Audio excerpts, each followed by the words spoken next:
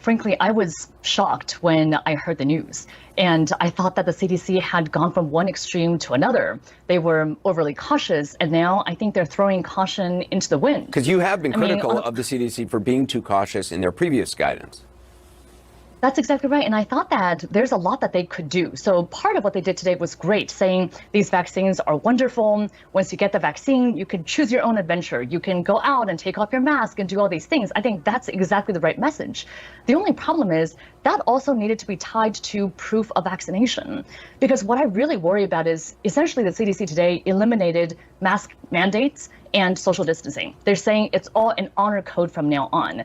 And so it's actually going to be a disincentive. There are a lot of people who never wanted to get vaccinated, never wanted to wear masks. Now they can just say, oh, I'm vaccinated, or I don't even have to show anybody proof of vaccination. Over at MSNBC, Rachel Madcow is having mixed emotions. Because on one hand, she's thrilled to finally be allowed to take that ugly, annoying, uncomfortable, ridiculous thing off of her face. But on the other hand, she's concerned that she's going to be triggered when she sees fellow human beings out in public without one. Part of it is that I feel like I'm going to have to rewire myself so that when I see somebody out in the world who's not wearing a mask, I don't instantly think you are a threat or you are selfish or you are a COVID denier and you definitely haven't been vaccinated. I mean, we're going to have to rewire the way that we look at each other because the CDC's guidance, which she just told me, we are sure, is that if you're vaccinated, you don't need to wear a mask except in very specific circumstances. As we change that as a country, we are going to look at each other differently and have to unwire our preconceptions about what a mask or a lack of a mask means. There's plenty more to come in this video, so stay tuned. But the interesting thing about this is going to be to see whether or not grocery stores and other retailers make you wear the mask still. And if they do, we better start seeing a bunch of viral videos of people confronting the managers and pointing out that the manager, the store, the company, the corporation is now actually violating the CDC guidelines. Remember, for the last year, it's the CDC guidelines. You better put on a face diaper. Well, now they're admitting finally that you don't need to wear one if you're vaccinated. And so if they now are going to force you to wear one when you're vaccinated, now they are literally violating CDC guidelines. And you know that there's still going to be millions and millions of people who, despite being fully vaccinated, are still going to be wearing their masks, right? In a perfect world, Dr. Fauci would lose his medical license and be the subject of a criminal investigation. But at least it looks like the charade is finally, hopefully, beginning to come to an end.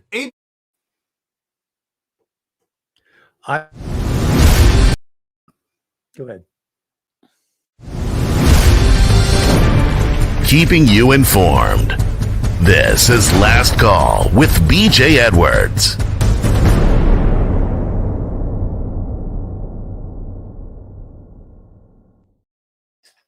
And we are back. I want to say one thing. I was at a restaurant last night, and I think this is the out, at least the temporary out.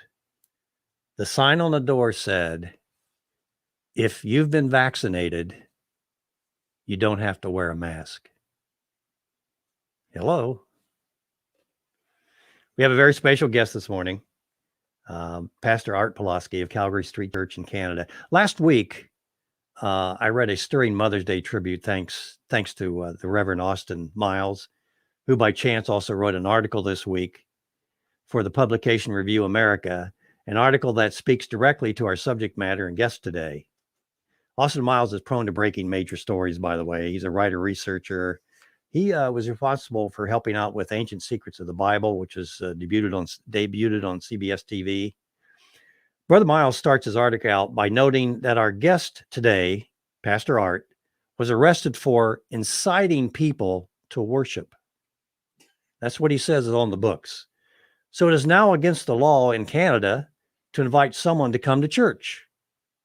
Miles also notes rather sadly and correctly that even though this specific case took place in Canada, it's a goose step away across the border to the U.S. And as a matter of fact, in the U.S., it's already sort of kind of happening.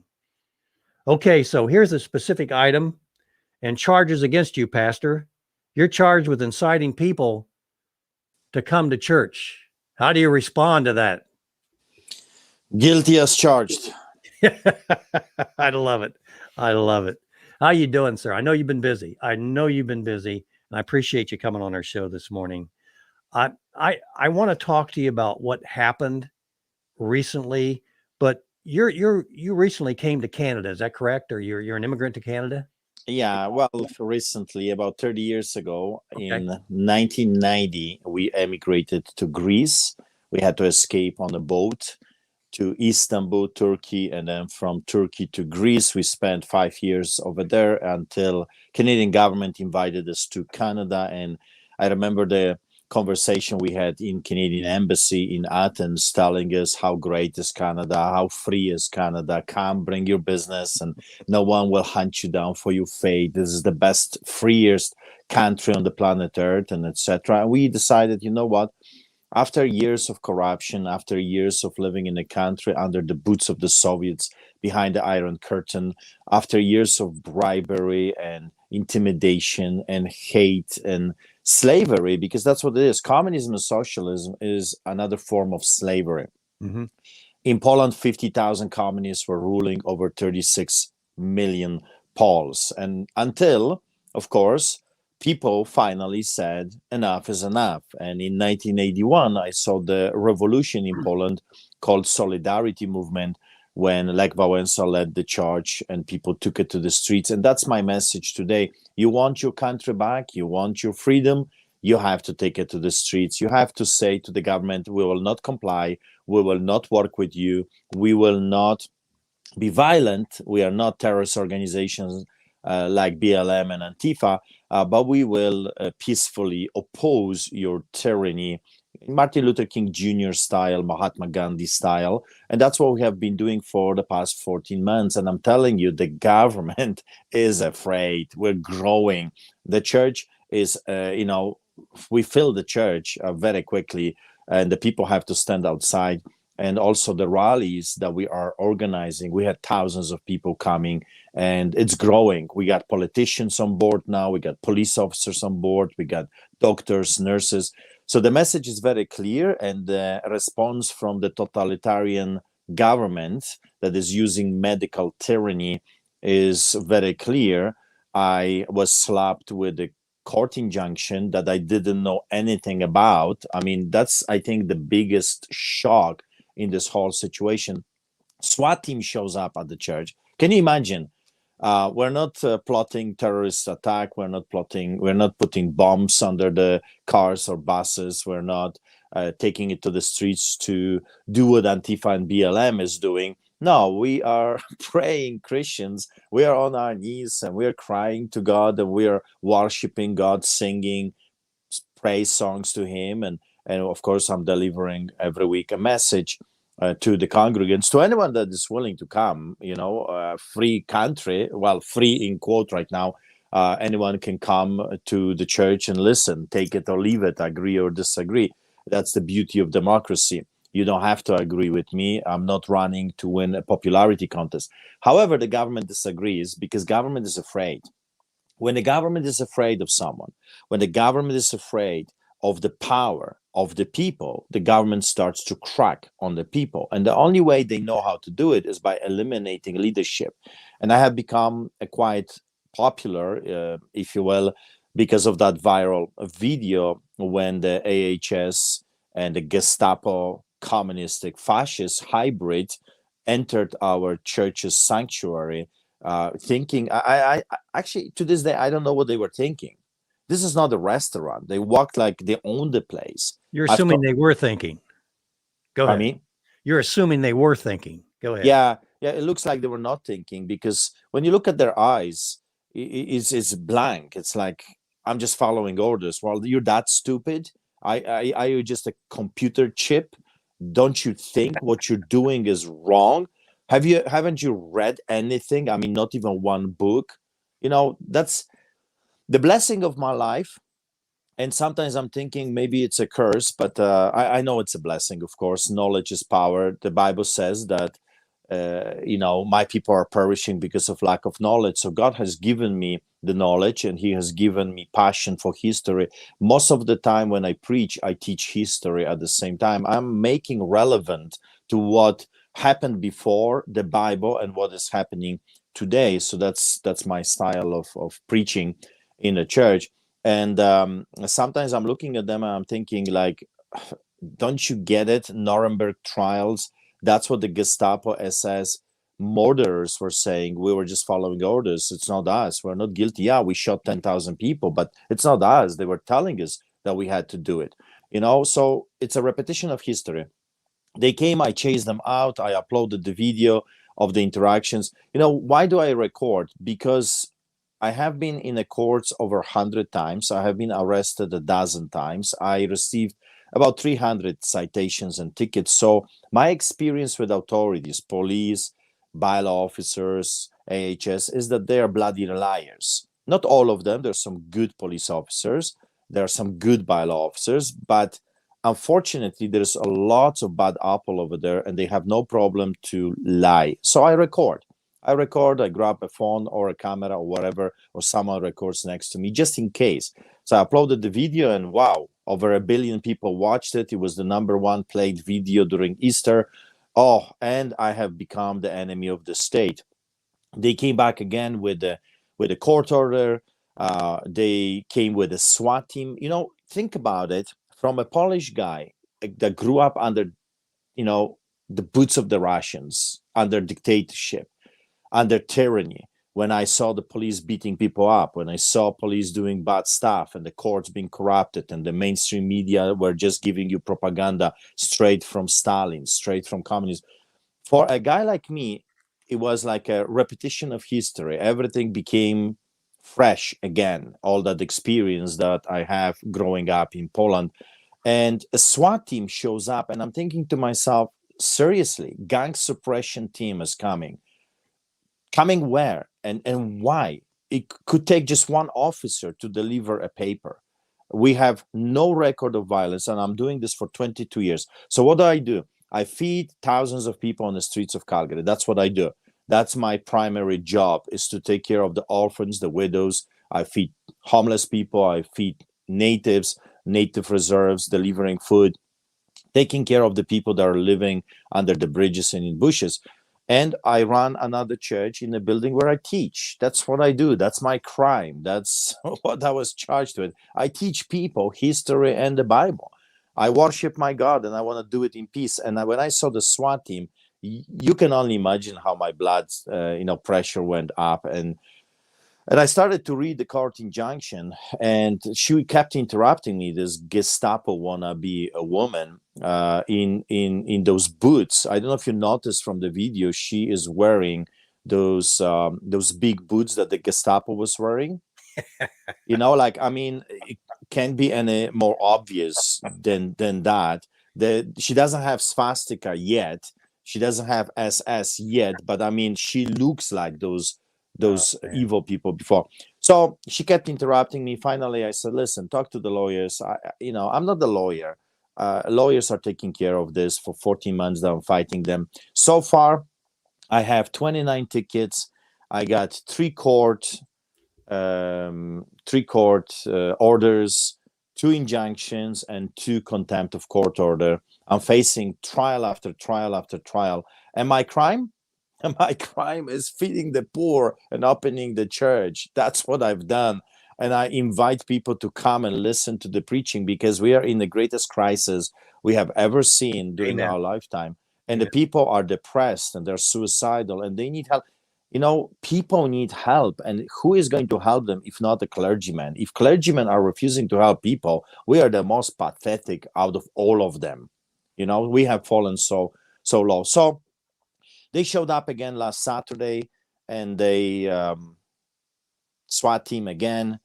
I was already in the middle of the church service, and then suddenly someone yelled, the SWAT team is coming. So I thought they're coming to arrest me from the pulpit, so I waited at the pulpit. If you want to arrest me properly. Be the good Nazi and do it at the pulpit. Have at least the courage to come, walk into the church and tackle the pastor for his crime of opening the church. But they didn't do it. They brought a piece of paper, in some kind of thing, plastic thing. I didn't see it because it was never delivered to me, was never read to me, was never sent to me. My lawyer was not notified. The court didn't come.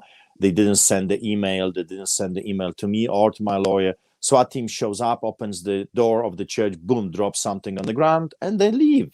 That's it. They go. And someone said, "Oh, the SWAT team is leaving." I said, "Oh, I thought they're going to arrest me." No, they left. I said, "Praise God, that's awesome." So I continued the service. I preached the sermon. And then people left. I packed everything, didn't think much about it. I thought it's maybe another ticket. But I said, well, let them send whatever they want to give me, let them send that to the lawyer. And I've told them many times, my lawyer takes care of that. Send it to the lawyer. That's why I have them. I don't understand all the aspects of the law. That's why we have lawyers. But they didn't care. And on the way home, which for you have to understand, in Canada, we have a Criminal Code of Canada, section 176. And 1, 2, and 3 subsections. So this is what it says. You're not allowed to interfere with the clergyman while he is going to perform or is coming from performing his duty as a clergyman. Also, you're not allowed to interfere with a gathering for the purpose of worship or this type of thing. So we got 1, 2, and 3 sections under 176 Criminal Code of Canada that says you cannot do that, that we are protected. However, these days, those wannabe tyrants don't care about the law. The only law that you can tell that they care about is their uniform and ability to carry a gun, taser, and handcuffs. But they are lawless muscle for mafia. That's what the government has become. The government is mafia, and they have their enforcers, and the law is out the window. So they interrupted. They dropped some package on the floor, never delivered it to me or to my brother David. And then we're driving back from church, and then suddenly I look at the mirror, and it's like, like the whole caravan. I mean, wow, what is going on? You kept a lot of people gainfully employed that day, brother. Yeah, I don't know how many, because there was a lots of them, and it was not just a regular police; it was a SWAT team that was sent to arrest me. And officer comes to the window and he says, "You're under arrest," and your brother, and David Pawlowski is under arrest as well. And I'm thinking, like, okay, I get it that I'm under arrest, but why they're taking my brother? My brother did not organize this event; it was me. I did it. And, my brother works with me, of course, so we do stuff together. But if you're looking at the technicality of the law, I was the one that was guilty for opening the church that day and doing whatever the terrible crime I've done. But they took, like our lawyer says, they took your brother for the ride. I'm actually very glad that they did, because, being there alone, I was tortured. We were manhandled. We were deprived of sleep for 2 days. So being with my brother David was cheering me up, and Were you guys in the same cell together? So here is what happened. We were taken separately, of course. They took me to the cruiser, but they changed their mind. Instead of putting me into the cruiser, they took me to the police van, and behold, the police van was just tiny little square. And they threw me, on my back, my hands handcuffed. So if you have ever been handcuffed, you know that the officers can make your life very miserable at that moment, which they did. They did their best to make my life miserable. They handcuffed me, twisting my wrist, and then they threw me, laying down on top of my wrists and the handcuffs. So if you know anything about that, you know that this is torture. I was being tortured for an hour, laying down. I have 100 kilos, so that's 220 pounds about, and the 220 pounds were laying on top of my wrists that were handcuffed, Yep. It was unbelievable pain, unbelievable pain. But on top of that, so I'm laying on the floor. There are benches here, 2 benches, very short box, very short. This box is only meant to carry a prisoner that is sitting. I was not sitting. I was forced to lay down on my back, and then my feet were not fitting into the van because it's just too short of a little box. It's not the full box. So the officers are trying to push my feet Good Lord. into the van, and I'm not fitting. You know, I'm not the giant, but I'm not a small guy. So You're resisting arrest. You're resisting arrest, brother. That's what they were saying. Oh, no. I'm not kidding you. That's what they were saying. They said to me, "We will, if he kicks you, we will charge him with assaulting police officer." And I'm thinking, oh boy, I'm not only arrested, I'm not only in their custody right now for bogus charges. Now they're going to pin other things on me. So I said to myself, I gotta help them out. I need to help those boys out and fit into this little box, because if I don't, if somehow they push and my feet goes out and hits the guy unintentionally, that's it. He's going to charge me with assault. So I helped them as much as I could. And my feet, so my head is on the floor, my back is on the floor, and my feet are sticking to the roof. And that's how they pushed the door, and they managed to close it. So off we go. My brother, I didn't know at that time what happened to him. He told me later he was taken to another vehicle, another van, and this time they put him face down laying. So I had the treatment this way, he had the treatment that way. They pushed him, and he says the same thing. He says, I was not fitting. My brother is even bigger than me. and they're pushing, and he was so afraid that they're going to break his legs. You know, they are pushing and they're pushing, and he says, you know, Art, I thought they're going to break my legs. So I helped them as much as I could to change my position so my body and my legs can finally fit into the van. So off we go. Our rights were not read to us. And then about 10-15 minutes, of course, I'm laying on the ground between the 2 benches in this little box in the police van. And then I look up, and because of course I had to look up because my head was down, and I see downtown. So I recognize, okay, we stopped somewhere in downtown.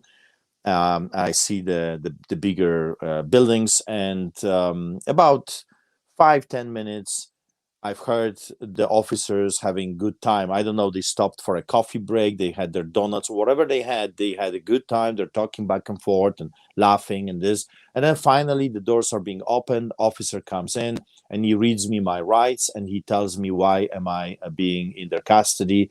I've broken, apparently, the court injunction that was never delivered to me or given to me, or I was not given that thing in any shape or form. And then he says, I'm charged also with a criminal offense, which he said section whatever. I don't remember what that section was. My lawyer is trying to find out what I was originally charged with. She doesn't even know, because later on they dropped that charge, and they didn't tell us what the charge was. Yep. So off we go. About an hour drive. So I'm laying on my back on top of my handcuffs in extreme pain. And every time I'm trying to move and change my position, the pain is becoming even more and more unbearable. I had bruises for 4 days. So you can imagine, that's 7 days now. It's a 7-day. Today is the 7th day since I got arrested, and I still got tingling in my fingers. So just gives you an idea what they did with those handcuffs to me. And off we go. We go to remand for processing, and we were taken to 2 separate cells. For about 30 hours, we had to spend on the concrete, lights. You couldn't sleep. Every time you kind of like you were laying down and you know, hoping, okay, maybe this time I'm going to fall asleep. Despite this crazy light that was so bright that the only way I can compare is to the sun. You can't sleep in that condition. You can't lay. You can't sit. After about 10 hours, every bone in your body is in pain. You can't sit. You got to walk in a circle because it's a little confinement. You know, we were taken to solitary confinement cells, and very small, and you can't sit because of pain. No windows, No windows. no, can't see out at anything. It's just like being in a box. Yes, that's exactly just a box, and then from time to time, an officer would come banging on the door. You know, it reminded me of Thailand. You know, it's crazy stuff. And later on, we were taken to remand center, to prison. Well, what we didn't know is that the lawyers were trying to get a hold of us, and they've called and asked to talk to their clients, and that was never passed to us. We were never told. For 3 days we were in the police custody, and then in prison, and we were never told that the lawyers want to talk to us. They're looking where we are. No one told them where we were taken. I mean, total injustice. Everything that they did was wrong. However, from, you know, in the middle of the darkness, you also see some light. So we had some beautiful encounters in that place, because we've dealt with Gestapo. Gestapo was there, people that obviously hated us, and they wanted to make an example out of us, and they showed it. They really wanted us to hurt.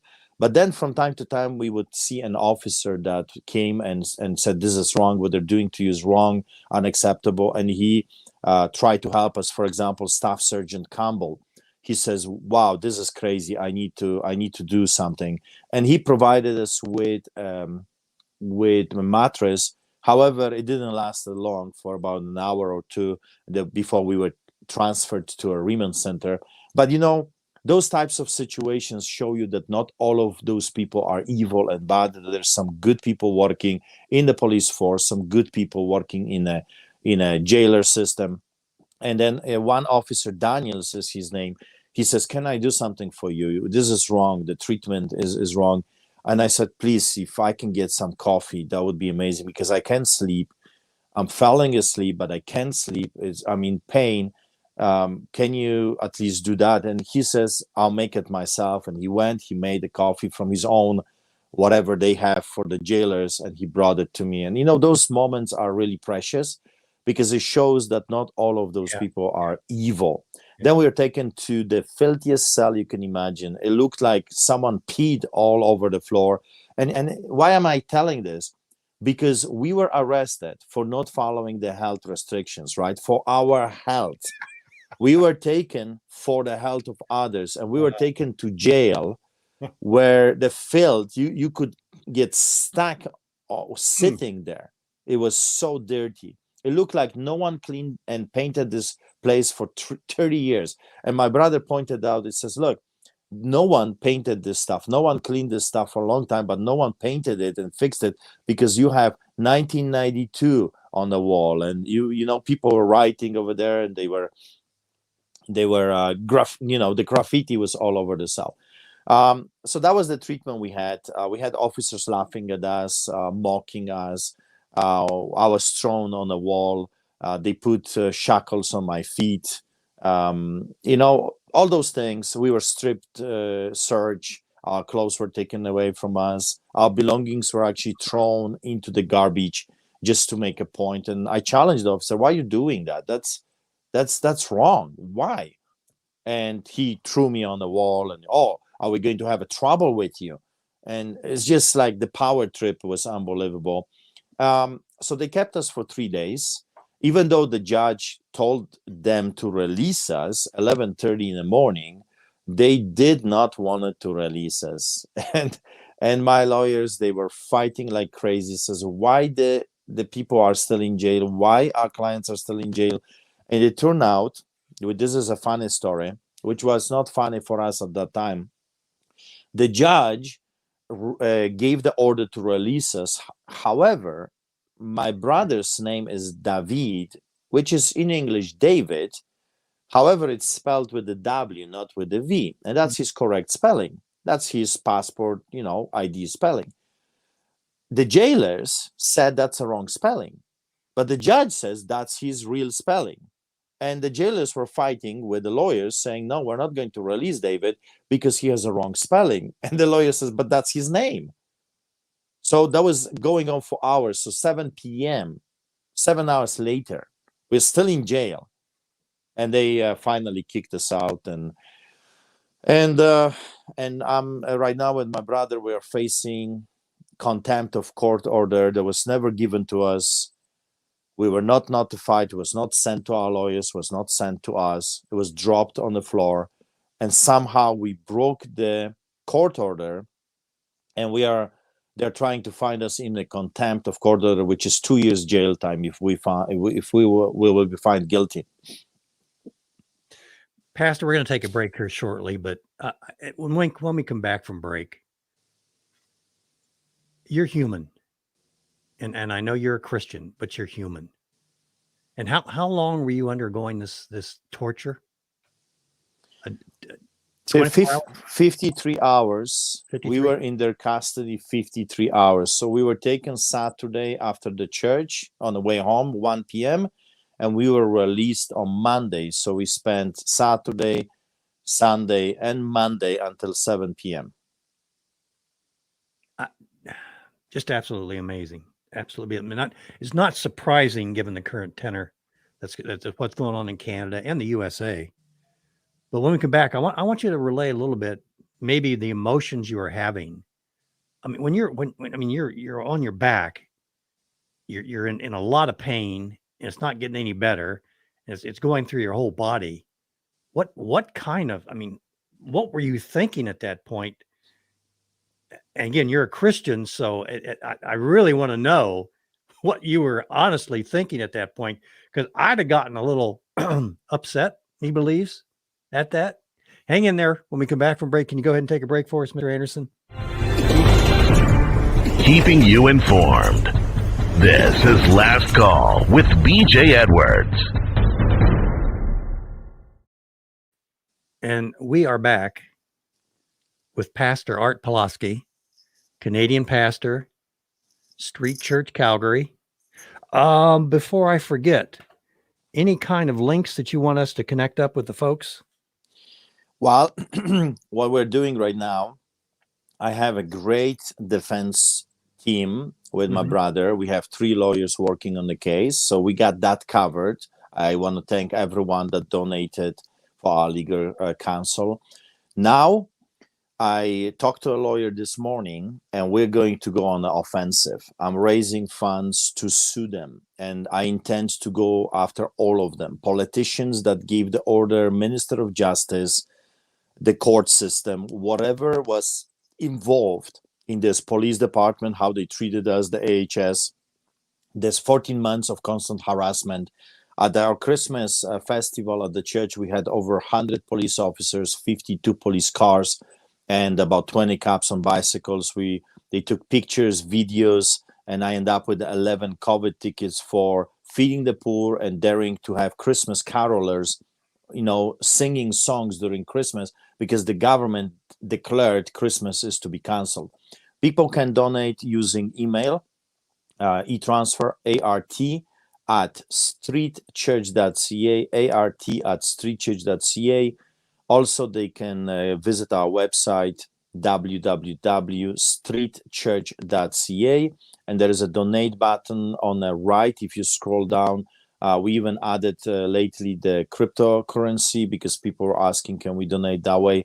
But people can use PayPal over there. They can send us a check. There's address, everything there as well. We are short. We raised about half to hire good lawyers. So we're still fundraising for that. And if they want to contact me and send me a note or an email or encouragement, art@streetchurch.ca. So if people are interested to see the arrests and the harassments and the videos and what we do, like I said, we feed thousands of people on the streets of Calgary. You can go to Artur Pawlowski TV. It's a YouTube channel. I'm all over the places. So Street Church Calgary as well. Lots of videos there, and Instagram, Facebook page. Most of the time, I update daily my Facebook page, and I upload videos to my YouTube channel. So if you want to be up to date, the best way is to just follow on Facebook. Okay, www.streetchurch.ca, and then your email address is art@streetchurch.ca. Is that correct? That's right. Okay. Forget about my question about how you felt because you're suing the government. Just forget about my question about what you were feeling. I know how I'd feel. Boy, just let me at somebody. Let me in. I'm sorry, but it's just I'm about justice, and you were treated so unjustly. We have a friend of our show, Kent Hovind, and Kent was in prison. I don't know whether you know or not, but we went down to Kent's trial, and in that trial, we talked to Dr. Hovind off and on. He was dieseled, and that's kind of sort of what they were trying to do to you. They would put him in prison, and he would be getting along with folks, so they'd put him in a van and ride him around the countryside and jostle him around, etc., make him feel uncomfortable, and then transfer him to another facility in hopes that, well, they didn't say this, but I believe it was in hopes that because he was new, that he would end up being killed by the inmates. But they kept transferring him, and it never happened. By the grace of God, by the way, but it never happened. And when you're describing what happened to you, I'm going, yeah, I've heard this story before. Yeah. It's just so sad. And if you would, Pastor Art, from what you know about what's happening in America, maybe you can talk about Pastor John MacArthur, or maybe you can talk about the pastor that's in Louisiana that tried to hold church. But how do you compare what is going on in Canada with what's going on in the USA? And when you're doing that comparison, talk a little bit about your experience in Poland and how you're seeing what's growing in Canada, possibly becoming like where you came from in Poland. Is that pretty clear? Yes. So growing up behind the Iron Curtain, there was a constant fight of survival, if you will. People were constantly chasing to get the necessities of life because there was nothing in the stores. There were constant lineups. People had to bribe. You had to bribe the police. You had to bribe the politicians. You had to bribe the doctors, the nurses, the teachers, the clerics. Everywhere, everyone was bribing everyone all the time. That's how the whole system was being done. You couldn't say anything against the government because you would be tortured, and torture was always the number one thing. You were beaten, you were taken to the police. They love to come 5 a.m, break the door, take you naked. They loved that stuff, or in your pajamas. That was a great bonus for those types of people. They would take you to jail, they would beat you up, and then they would take you to the court, and you would say to yourself, wow, I've done nothing wrong. I don't know why am I even here. However, the courts were corrupted. If you dare to say anything, for example, it was illegal to listen to an outside news. So if you listen to European radio and someone snitched on you, then you could go to jail for 5 years. You're not wearing a mask. Snitch, snitch, snitch. That's why I'm saying, people, even yesterday, a pastor calls me from British Columbia, and that was a sad conversation. He says, why are you calling those poor officers Gestapo, Nazis, and communists? I said, because they're acting like communists, Gestapo, and Nazis. If I see you doing evil, I'll call that evil, evil. If you do good, I've done rallies, I've done protests, many, hundreds of them. And when I see police doing a good job, upholding our laws, I ask the crowd, let's thank our Calgary police. Let's thank them for doing an excellent job today. They upholded our rights. No one got, beaten. No one was ticketed for just having a rally. And I asked the crowd, let's clap, let's thank them, officers. And I would clap myself. I would say, thank you, officers. Today is a good day for democracy. You've done your job. You allowed us to express our disagreement with the government. That's the right that we have as humans against the government. If we don't like the government, we can express that view, and we can come together and say, hey, this is wrong what they're doing to us. That's one of the fundamental rights, to oppose peacefully, to have protests, to rally with other fellow citizens. But when they do evil, when they break the law. And let me remind you that those officers have swore to uphold the highest law in the country, which is the Constitution. So when you're breaking the law, you're no more an officer of the court. You're no longer an officer. You're no longer a police officer. You are an enforcer for mafia. That's it. You're just a gangster with a gun. There's no difference between a gangster that works for mafia and an officer that is breaking his oath. You both are as guilty and evil for what you're doing. Just because you have a different uniform, that doesn't mean you're not doing the same thing. So when I see them breaking the law, I'll call them names, because what else I have? I can allow them to destroy me and arrest me and all those different things. But I also have my weapon, which is my words, trying to expose what they're doing. The tactics of the police during the Soviet era were very similar to what we are seeing right now. So I always say to the people, for them to understand, we are in the early 30s of Nazi Germany. Okay. Adolf Hitler is not yet fully in power, but he has a huge force called brown shirts of Adolf Hitler. Those were his gangsters that he was using to beat people up, to break the windows of Jewish stores, to force people into compliance, to break rallies, protests that he disagreed with. He was using brown shirts of Adolf Hitler. Mussolini was doing the same thing. So every tyrant, every dictator always uses muscle to subdue the people, to enslave the people. And they are doing exactly the same tactics. Also, Adolf Hitler was a master, and Stalin too, if it comes to propaganda machinery. He didn't want people to see the truth. What is happening right now? The doctors, the nurses, anyone that dares to speak the truth is deplatformed, kicked out, ridiculed, laughed at, conspiracy theorists, white supremacists, racist. They all have those wonderful names to anyone that dares to speak the truth. It's only lie that is allowed. And it's fascinating, because when you compare a lie to the truth can stand on its own. It's like a pillar. It doesn't need any support. Truth stands on its own. And I always tell people, I'm not afraid of the lie. The lie is afraid of the truth.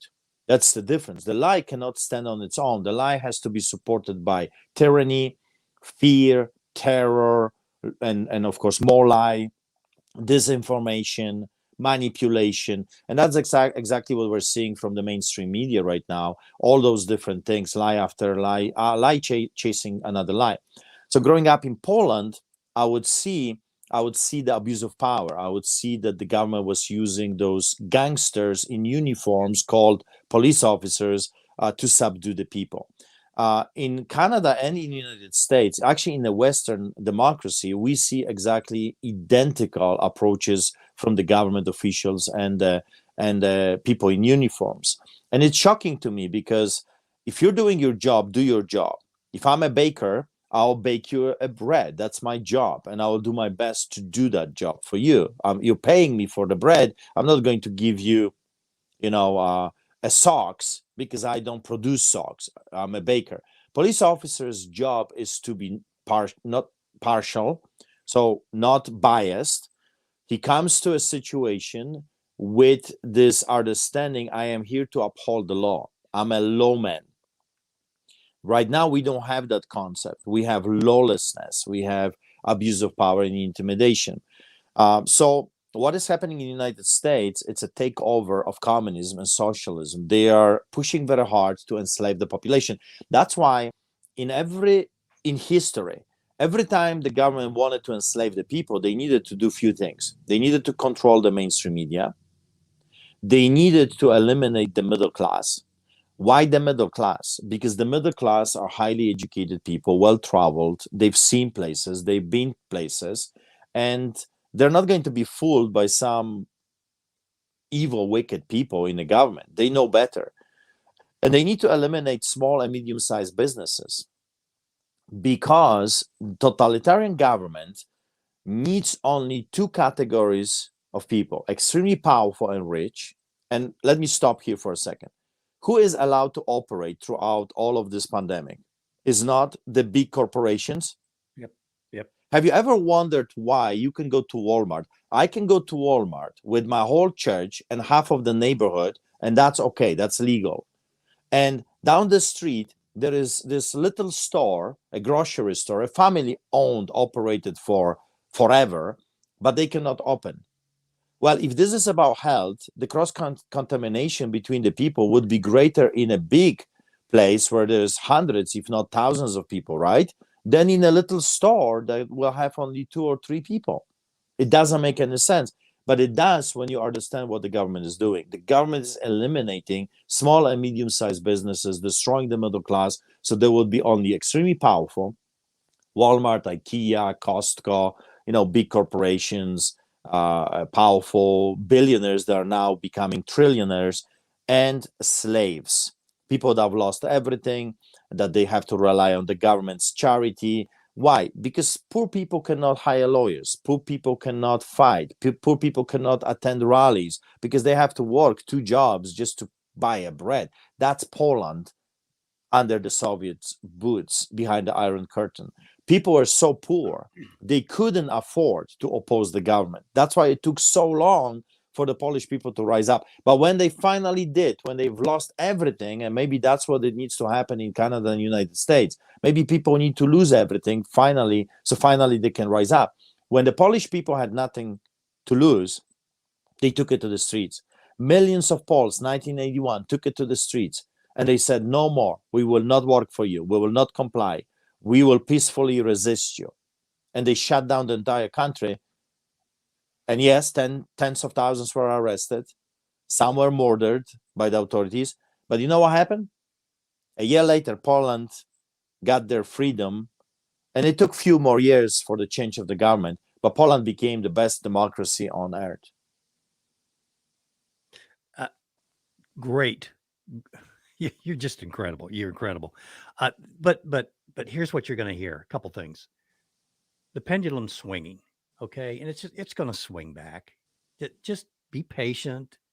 It's going to swing back. But what we don't recognize is that pivot point of the pendulum has moved, and we can't get back to the point, back to normal, I guess what they like to say. It isn't going to happen until we move that pendulum point back to where it needs to be. And I also want to ask you about the church in general, the church in your area, the church in Canada. What are you hearing from your local area churches? What kind of support are you getting, if any? And by the way, we're trying to make the church great again, brother. That's what we're working for, to make the church great again. But what is the church doing in your area? What kind of support are you getting, or what kind of resistance are you getting? Well, I'll give you this. This is a 7th day since we were arrested. Of course, it has become international news. Those videos of our arrests were viewed by tens of millions of people, if not hundreds of millions of people. And I did not receive even one phone call from a local pastor. I have a good friend who was sued by the ACLU for praying with his football team. In his community, you know how many churches he heard from? I think it was the same number. Maybe it's the same churches. Who knows? Yeah. So what do you see? I hear, I got tens of thousands of emails and texts and phone calls from people all over.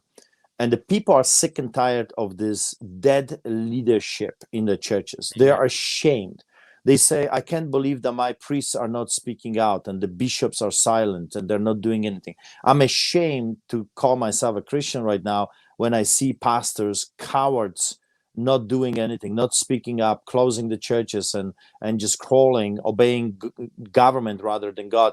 So people are very, very upset at the leadership. And let me add this. I don't think we have leadership in the church. I think we are a leaderless society right now, because the leaders in the churches, the shepherds that should protect us, the shepherds that have been given a staff and a stick to fend off the hyenas, the wolves, have run away. They're hiding behind the Zoom chats instead of fighting the good fight of faith. And we have, of course, in political arena and in the media, we don't have leaders, we have traitors. And I would like to see a Nuremberg trial and charging those people for treason because that's what they are. They have betrayed the people. They turned on the people.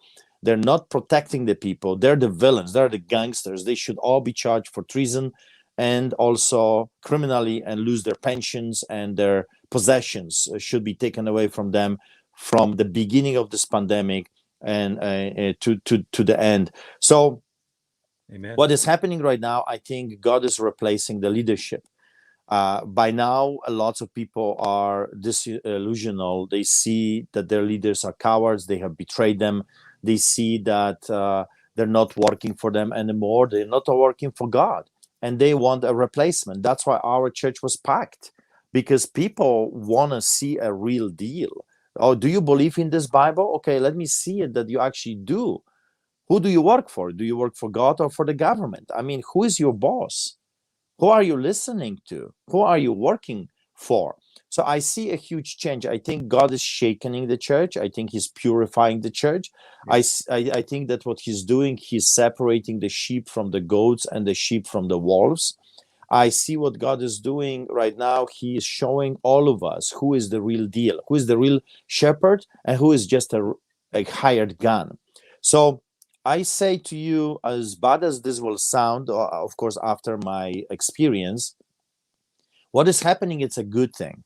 It's not a bad thing, because the church was so apathetic and uninterested, selfish, self-centered for so long that God says, I'm going to spew you out. You people are pathetic. This is not my church. I want my church to be glorious, because in the Bible, it says that Jesus is coming back. But he's coming back for what? He's coming back for a glorious church. And what we see right now is not a glorious church. It's some kind of a hybrid between religion and corporation. It's a business. The church has become a business. Yes. It has very little to do with Jesus and sacrifice and feeding the poor and preaching the gospel and going into all the world and preaching the good news. It has more to do with motivational speaking and entertainment and raising funds. That's pretty much how the church is looking right now. So God is purifying. He's intensifying the fire. And oh boy, I feel the fire. Even now sitting, I feel the fire. He is intensifying the fire. It's hot.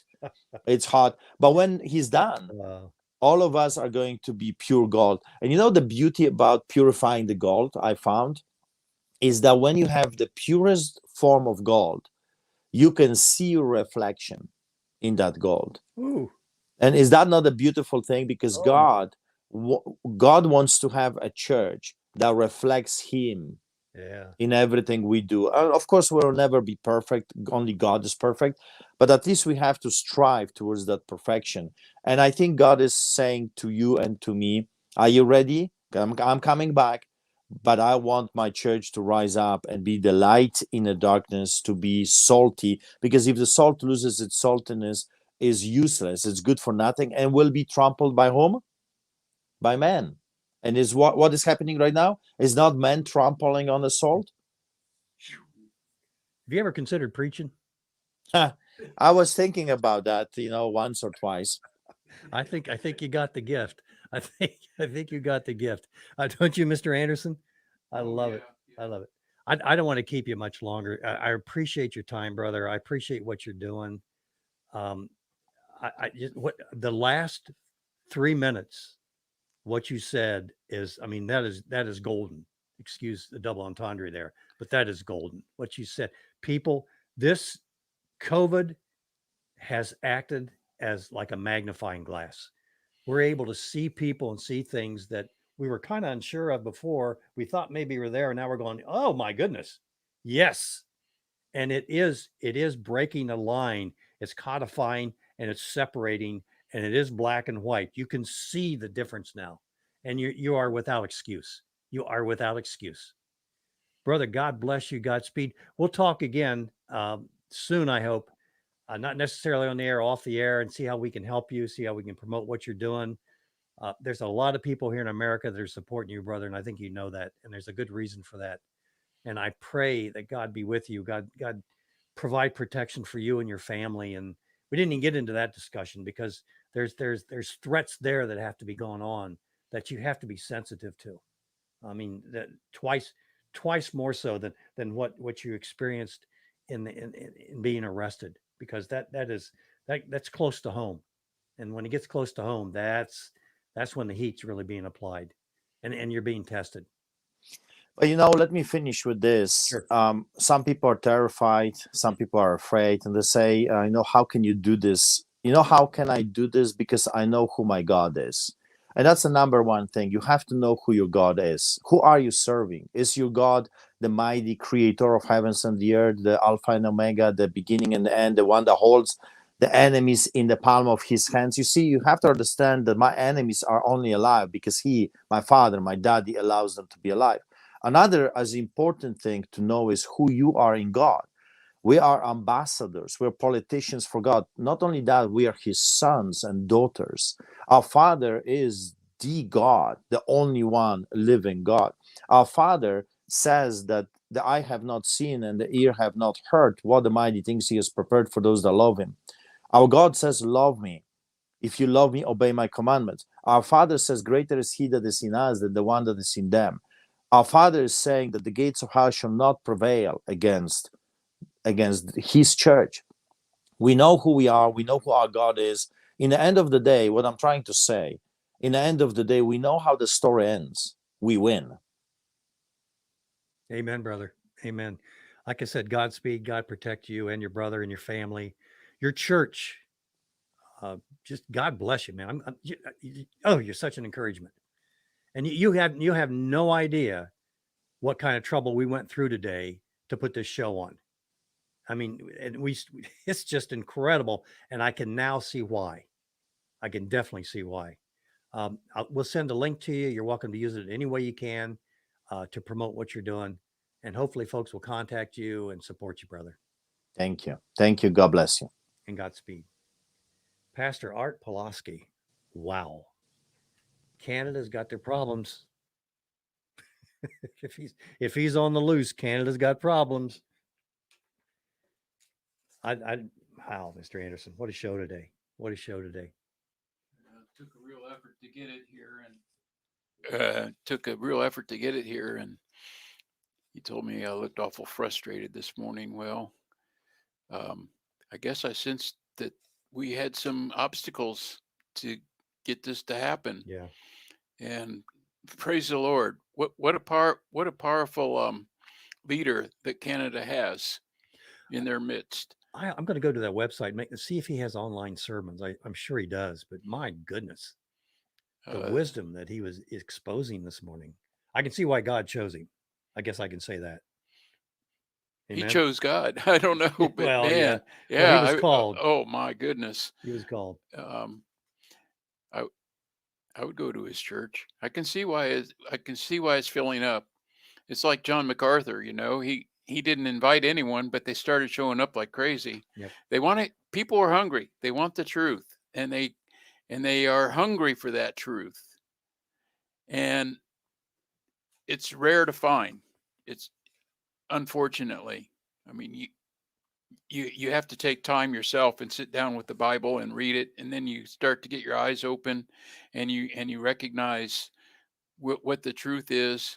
And then when you go out and fellowship, you're looking for people who understand.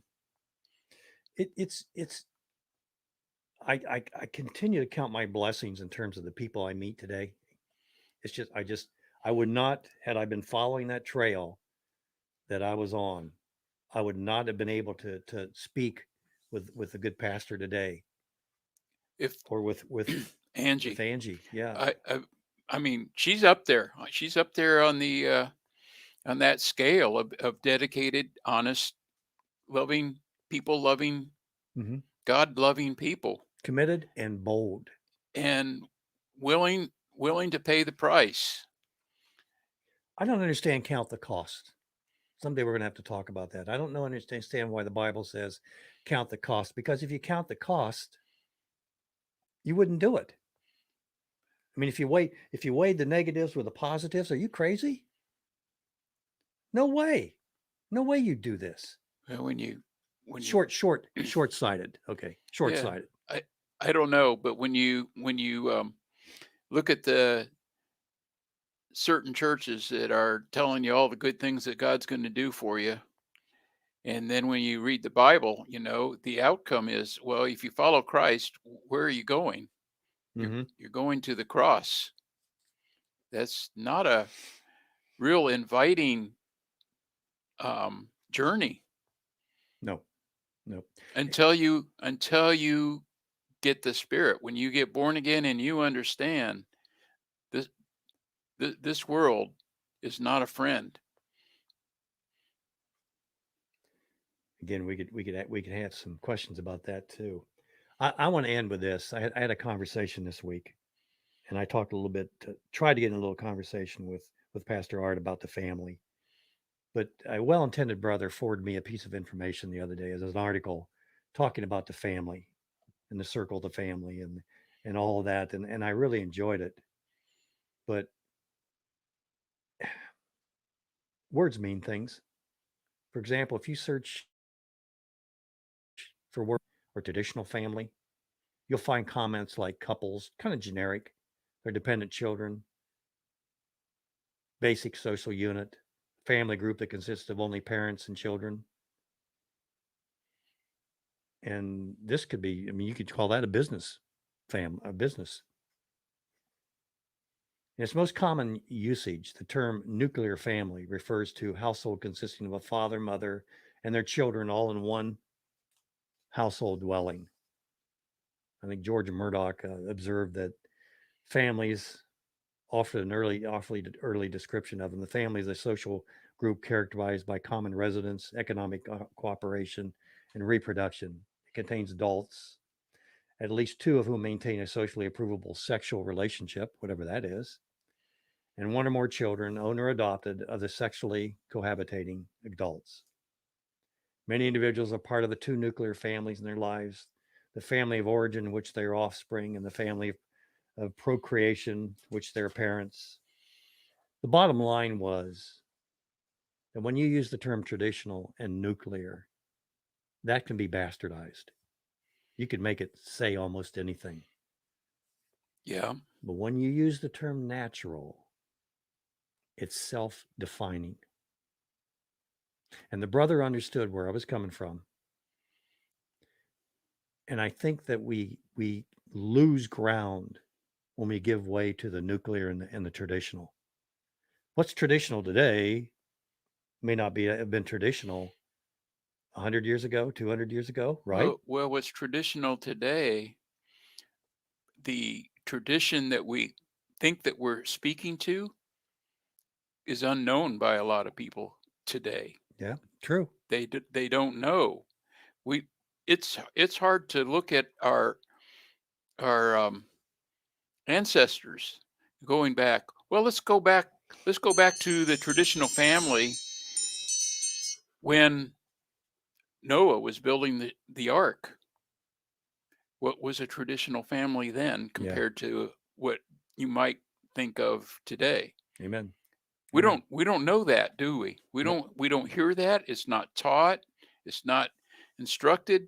And I know that was the bill that says we're out of here. We're out of here until next week. God bless you all. Thanks for listening in. Share with your friends, please. And join us next week. If I can find the thing. Join us next week for Last Call with BJ Edwards.